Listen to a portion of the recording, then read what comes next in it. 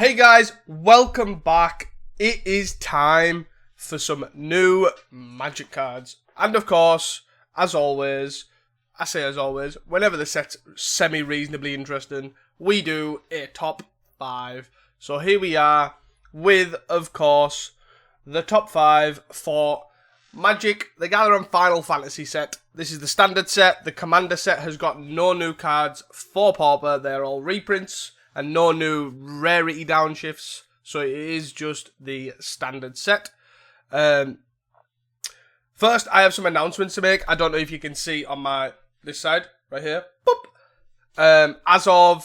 This is the first video I've recorded as an official, accepted MTGO creator program. So, because of that as well, I will be lucky enough to be joining the early access. And of course, I'll be trying some Pauper decks. Of course, why else? What else would I do? So I'll hopefully get some recordings done and they'll be with you as soon as possible, potentially even this week. So, fingers crossed everything goes smoothly with everything that side and we are good to go. But, without further ado, I have got my honourable mentions. I've got 4 honourable mentions because the set seems sweet. There's 4 cards that I do want to mention, just so people are aware that they are on my radar. I just believe they are not as good as the other 5. But that is besides the point.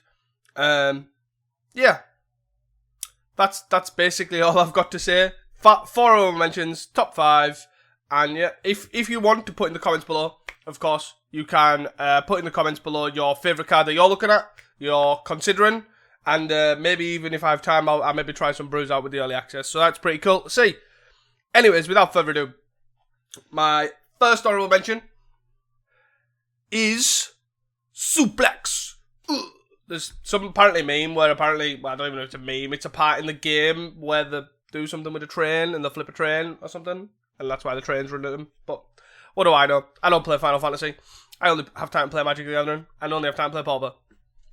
But what this is a sorcery, 1 out of red, which is choose 1, it deals 3 damage to target creature. If that creature dies this turn, exile it, and then exile target artifact.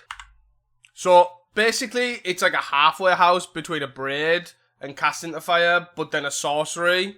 So, the reason I put this in honorable mention is because there is a chance that this card is reasonable. Like, a braid is a good magic card. Cast into fire is a good magic card. Exiling's good. Dealing 3 damage and exiling is good. But at a sorcery, it might be too bad. So that's why it's only there. I will be definitely trying this out. I don't know if this is better than a braid in something like Mogwarts. I don't know if it's better than casting the fire against, like, from a blue-red Scred perspective. Who knows? But I do think that the card's definitely worth mentioning, probably worth checking out and testing to see if it is any good. Honorable mention number 2 is Commune with Beavers. Because, of course, it's definitely a very strange thing that's happening. Them beavers don't even look like beavers, but hey-ho, pretty cool. Final Fantasy related thing, as always, guys speak beaver. Commune with Beavers is 1 green for a sorcery. Look at the top 3 cards of your library. You may reveal an artifact, creature, or land from among them and put it in your hand and put the rest on the bottom of your library, in any order.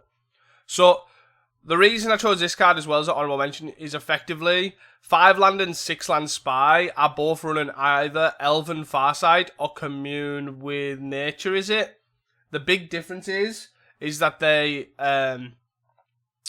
So Elven Farsight looks at the top 3. This puts a card in your hand. Elven Farsight gets to set up the top of your deck, which has some bonuses, but this gets to put the actual card in your hand. Like, Elven Farsight has some weird ass numbers, right? So you can have 3 mana and you can play like Sakura or Gatecreeper Vine. You've got like weird sequencing to make sure like you can Elven Farsight into a Sakura Tribe Elder, which then gets your extra land, and then you like keep my Balustrade Spy, and you're like, right, okay, I'll play my Sakura, and then you can't crack it until you've drew your Balustrade Spy sort of thing. Like, you have these weird interactions where this is just pick 1. It also hits lands, which is what Commune with Nature doesn't do. I think, or something like, I think Commune with Nature hits just creatures, right? So that basically means that it can't hit, like, so say if you're playing 6 land Spy, and you've got 4 lands out or 3 lands out, you hit a land, you can't pick the land, which it which basically your 1 mana draw a creature spell is fine, but obviously if it goes down to 3 cards but then hits the land, is that better? I would say most likely, but I could be wrong on that. I don't think the artifact side of things has that much relevance that I can think of, because I can't really see this in anything else but 5 and 6 land spy personally, over Elven Farsight and Commune Nature. But I do think it's pretty sweet, it's pretty interesting, and I think we'll most likely see some play. But again, like Farsight's a 4 of in 5 land spy, and Commune with Nature's a 2 of in 6 land spy, if not cuttable. So, pretty sweet. But all you need to know is, guy speaks Beaver. Anyways, honorable mention number 3 is Rrook Turret. Big Fan Tower. So we have a card similar to this. It's called like Sky Shimmer Koi, right? And it's a flying fish, which definitely is much cooler than a big fan tower, but you know, whatever.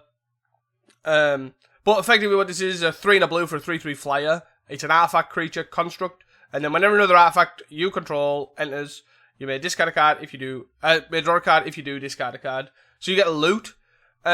This sort of seems reasonably playable in Eggs, or Eggtron, where obviously you're reducing the cost of everything, and they draw, like the eggs themselves draw a card. So Eggtron is like a frantic salvage, Foundry Inspector sort of deck that basically makes all your 1 mana chromatic stars, chromatic spheres, Conjurer's Baubles, Candy Trails, etc. all 0 mana, and then you sort of sack them all, because like Sphere Star and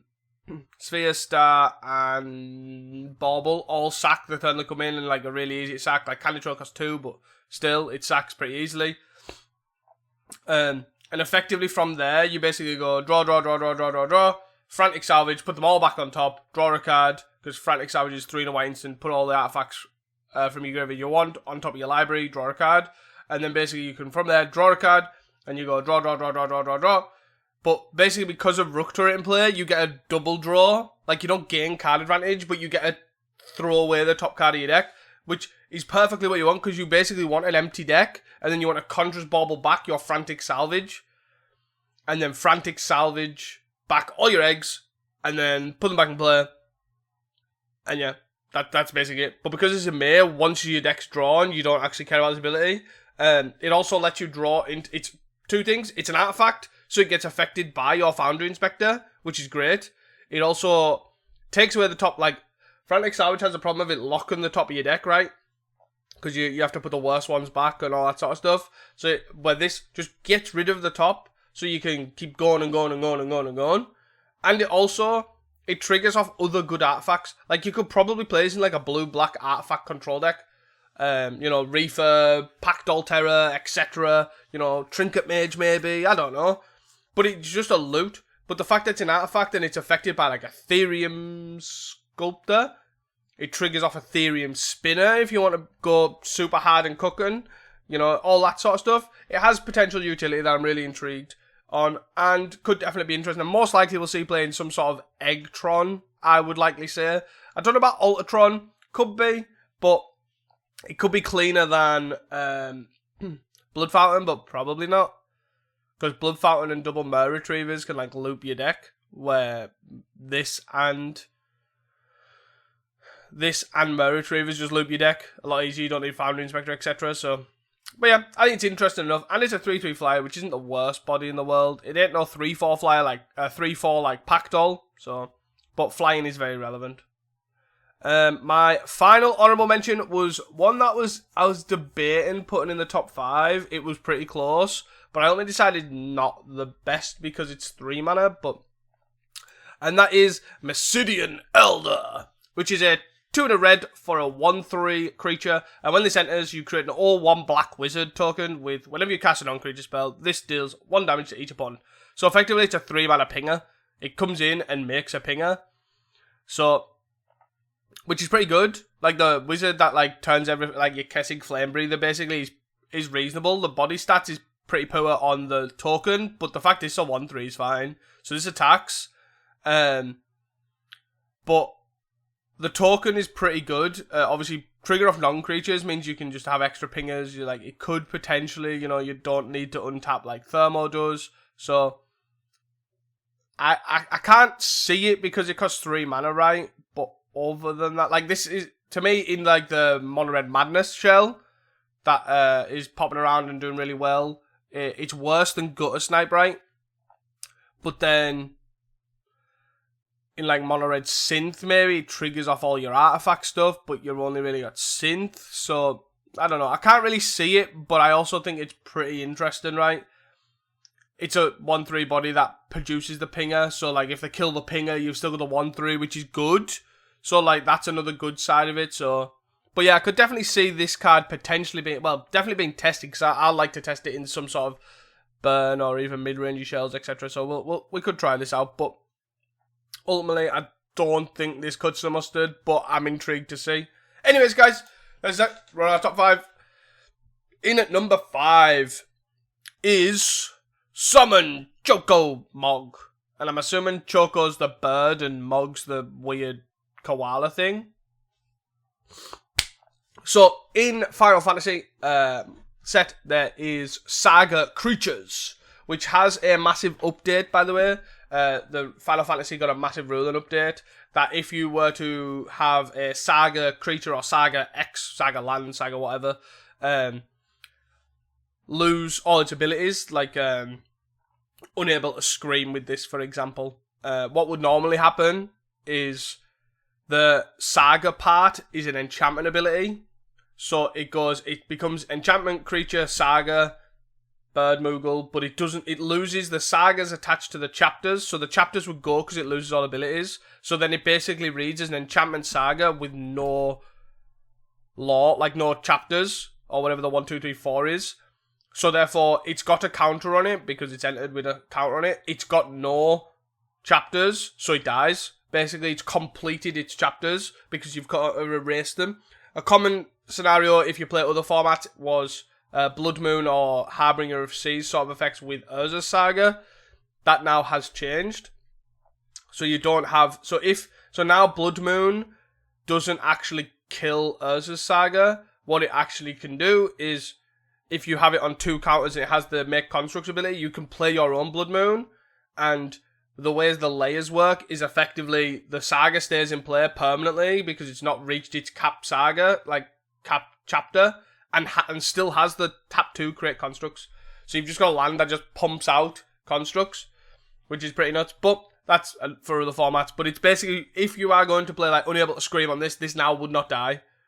Or if you were going to play something that makes it lose all its abilities, it would just become a 3/3. So, anyways, the reason I'm choosing this card is for White Weenie, right? So White Weenie got some interesting updates last time because people were taking out Militia Bugler for Pack Beast, and then kind of went back to Bugler anyways because I think it's a bit less committal, bit, variance and all that sort of stuff. But this basically could replace Militia Bugler in White Weenie as a 3-mana creature. It does not give you card advantage, so there is definitely positions where that is worse. But if you are trying to be aggressive, this is basically all your creatures that you've played on turn 1 to 4, say, whatever. Like, this literally gives all your creatures +1/+0. So it turns all your Thraben Inspectors into 2/2s, it turns all your Lunarch Veterans into 2/1s, it turns all your birds into 2/1 flyers, it turns your Cost Skyfishes into 3/3s, etc. for 4 turns straight. So when the 4th chapter does go off, it does die. So it's got like weird fading. But for 4 turns, all your creatures get bigger. So if you're against a deck that's not trading off as in kill spells for your creatures, like obviously this is bad in that case. But if they're trying to trade creatures for creatures, this is great. All your creatures now trade up. People can't block the 1/2s with your Thraben Inspector because they're going to die. They're 2/2s. They're 2/2s now for 4 turns. So, this could be interesting in White Weenie. I think it's pretty an interesting one. It is a 3/3 in itself, so it does die to a bolt. Dies to quite a lot of removal. So, that might be its setup. And it's also a bird that doesn't have flying, which I'm assuming these birds don't fly in Final Fantasy. But, yeah, pretty annoying. Other than that, I think it should be a 3/3 flyer. But, yeah, anyways, for this ability for 4 turns is pretty relevant and could push it to C play in White Weenie for sure. And I'll definitely be testing this out. And on to number 4. Instant ramen. Ever wanted to, you know, have a soba and just eat up? Well, basically, this is another food. It's 2-mana artifact food with flash. And when this artifact enters, draw a card, and then it has the food text of 2 tap sack and gain 3 life. So where I think this sees play is anywhere that would see Wellspring, Lembas. There's a chance where you now have to look at this card and say, is this better than Lembas? Lembas, you don't get to shuffle. You don't get to shuffle with this, you don't get to scry with this, but you gain flash. And that is a very relevant ability. That means you can, on 2, say your Black-Green Gardens, for example. Black-Green Gardens plays Lembas. You look at this, you go on turn 2. Okay, I'll hold up my cast down. I play Calendar Garden on 1, I play Swamp on 2. I'm going to pass the turn, I hold up cast down. In case they're playing red, they're going to play Kessig Flame Breather. They do not play Kessig Flame Breather, you end the turn, flash in the thing that you were going to do, and you have not lost any tempo whatsoever. This card is good for that, and it's very, very good for control decks like that don't actually care about they don't care about actual card selection. Like, Lembas is good because you're looking for a specific card. You get scry, okay, it's not that card to the bottom. Draw another card. If you just want actual cards, this is great. Like, you just want actual quantity of cards. This is basically where you want to be, where you want to play Wellspring. So there's a lot of decks where this will replace it. For me, personally, I could be wrong on this. I am still under the belief that if you're playing like Core Skyfish and Glinthawk decks, you still want Lembas, because over time you're going to gain that value, and you're not bothered about card quantity, right? Because you're bothered about specific cards for the most of cards that do what they want to do, because you're very much on a fine line of doing nothing a lot of the time. So that's my thoughts, but I definitely could be wrong, because, you know, you're still potentially playing Offerings or Galv Blast, etc., where that might be useful. So, but I think this basically could potentially replace Lembas in 89% of the cases. Like, I'd probably say you want this in Fog, Turbo for Black-Green Fog, for example, instead of Lembas. So, pretty interesting for sure. And that is my number 4.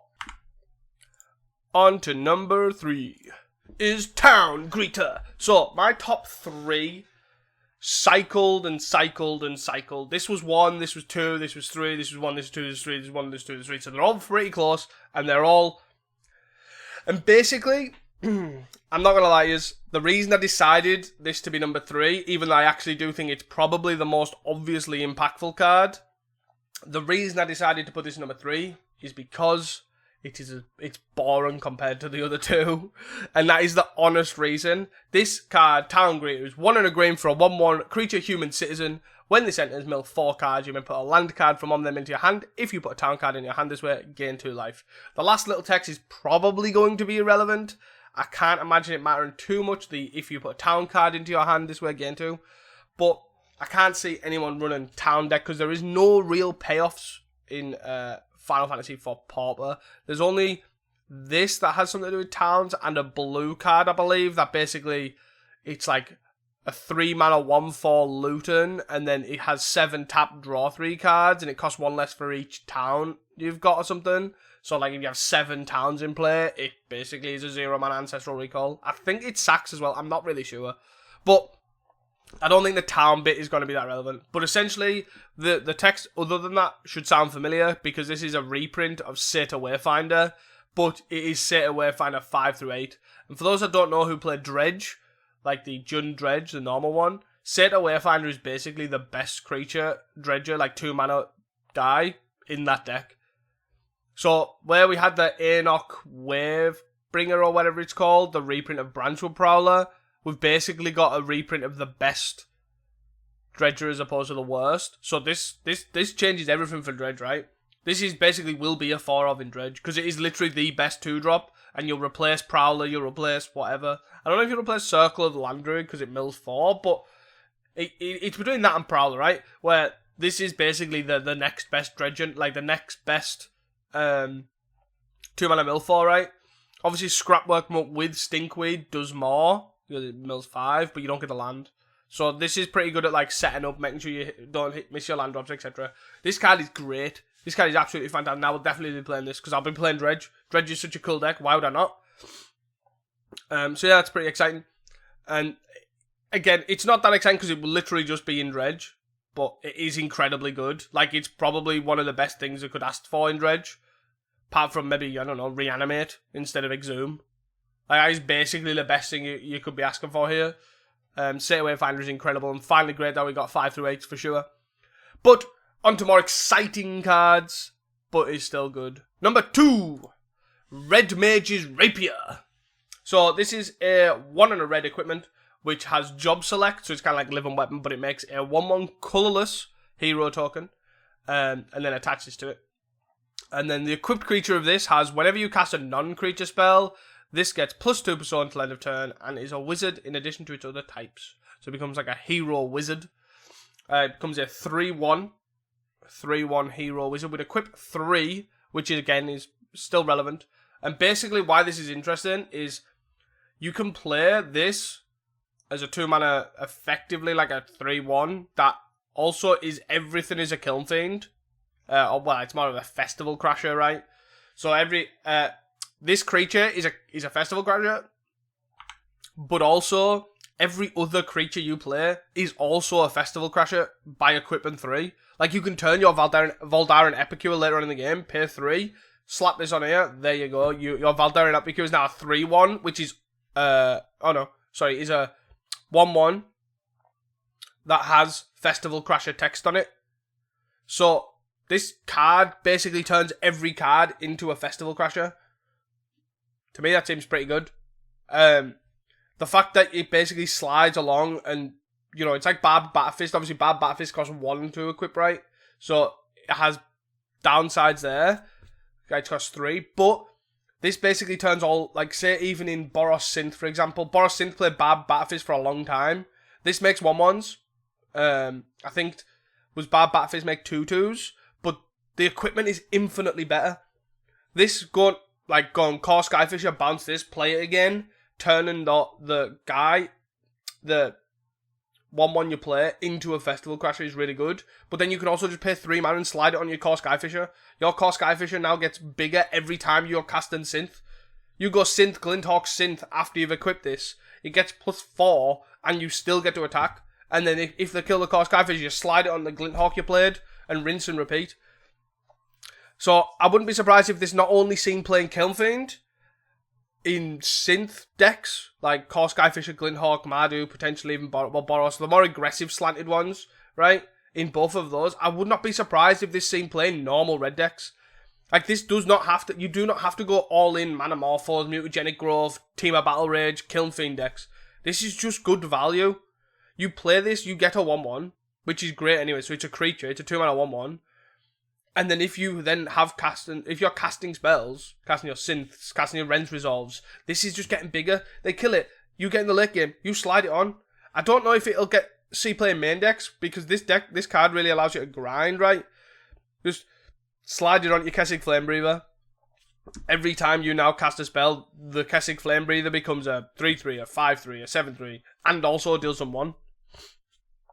And we've seen how many cards red decks can slide in this deck. I'm going to try this in Mono Red Madness as well.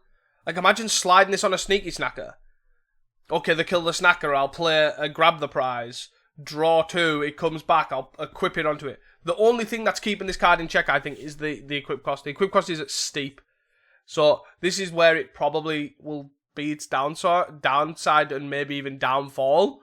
But essentially, this card is incredibly strong. It is turning every single thing into a Festival Crasher.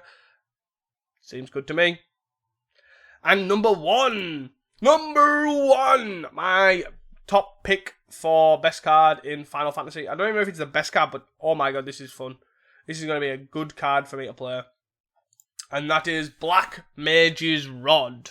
I haven't put the Edict effect. Right, there's a 3-mana one that does sort of target opponent, sacrifice a creature, and you create one of the Pinger Wizards. But this is basically the main one. So this card is Black Mage's Rod, 1 red for an artifact equipment, job select, so you create a 1/1 hero, like you do last time. with the red one. And it's equipped creature gets +1 so it's a 2/1. And then whenever you cast a non-creature spell, this deals 1 damage to each opponent and is a wizard to its addition to that, with 3 equipped. So effectively, again, on the same consensus, you give all your creatures +1 right? Which is great in itself. Well, it's not great, but it's fine in itself. And then every single non-creature spell you cast deals 1 damage to each opponent, and it comes in with this. So it is effectively on surface level, for, say, a mono black burn, this is a black Kessig Flame Breather, right? It's a 2/1, it's a Firebrand Archer. It's a 2/1 for black deck, for black burn. Deal 1 to your opponent. That's pretty good. Like, we went from having 0 pingers in Blackburn to now having access to it. Potentially having access to 8 with the 3 mana Edict. However, that is a 3 mana pinger, effectively, which is a lot worse. But, anyways, this card is good on that level, right? You just get a black pinger. But then even going deeper into that, it's an artifact. So it can be played in like something like Refurb, Packdoll decks. It could be played in like potentially in a blue-black artifact shell. It could be played in a garden shell. Because it's non-creature, right? You could literally just play this in a garden, say like mono-black Packdoll, the deck that like won Pauper. That's basically gardens with Packdoll Terrain and Refurb. You could play it in that. It's an artifact that makes your refurbs cheaper. It triggers off your Ichor Wellsprings, your Lembuses, your Instant Ramens. It triggers off your Fanatical Offerings, your Reckoner's Bargains. And it triggers off all the kill spells you're going to cast, your Snuff Outs, your Cast Downs, your Spinning Darknesses, whatever. Triggers off your Blood Fountain to bounce them all back. The only big downside of this is obviously it's not actually a creature. So obviously you can't get it back with your Blood Fountains. But it's an equipment. So it can turn your refurbs into 3/1 flyers whenever you cast a non-creature spell. Deal 1 damage to it. Deal 1 damage to a opponent. It can turn your next refurb, it can turn your plant tokens into 1/1s, pingers. Like, even in a control deck, like, don't get me wrong, it's not great. It's not card advantage, right? So it's not that good in that sense. But the fact that it could essentially be, like, people have played, like, Fireweaver. Is that the card? The red pinger Reckless Fireweaver in Affinity. Like, it's not card advantage, but it is a card that they must answer. Where the thing with this card is, it's a card that they must answer, but they have difficulty answering the actual card. So if they're playing a deck full of Galv Blast and Bolts, they have to kill the 1/1, and then you slide it onto a refurb or a plant token, and they have to deal with that. And then if they deal with that, because it keeps sliding on, and you're a deck that has a lot of mana, you have access to, like, your control deck, you're going long, you can just keep equipping, you can even play, like even stupid stuff like playing a Rot Farm, bouncing your Calendar Garden, playing your Calendar Garden, then gives you another pinger. So this card has like a weird ceiling because it's just a pinger. That it's like, where does this even go? You could put this in, I don't even know, put this in eggs for all you care, right? It's like a win con, just straight up. It's no different than Fireweaver, right, in that sense. But it is interesting the fact that it is all of these last two are on equipments, which then changes the way you think about these cards because the threat of the actual card hasn't gone. Like, it's not Bad Batterfist where you're just making an army of 3/1s that leave 2/2s behind. Like, this is a card that has actual text. So, I'm pretty intrigued in this card, and I am really hyped to try this card, to be honest. I think this card is pretty sweet, and I will definitely be trying it in Blackburn, I'll be trying it in Control, I'll be trying it in all sorts. So yeah, I hope you guys enjoyed this video. Do not forget to like and subscribe, of course. And thank you again for Daybreak for obviously this great opportunity, which will make great, like, more great content coming our way because of it. I cannot tell you what is in store now. That is obviously fantastic, and I'm so hyped to be in this program finally. And thank you again, guys. Do not forget to like and subscribe, and I will catch you guys in the next one.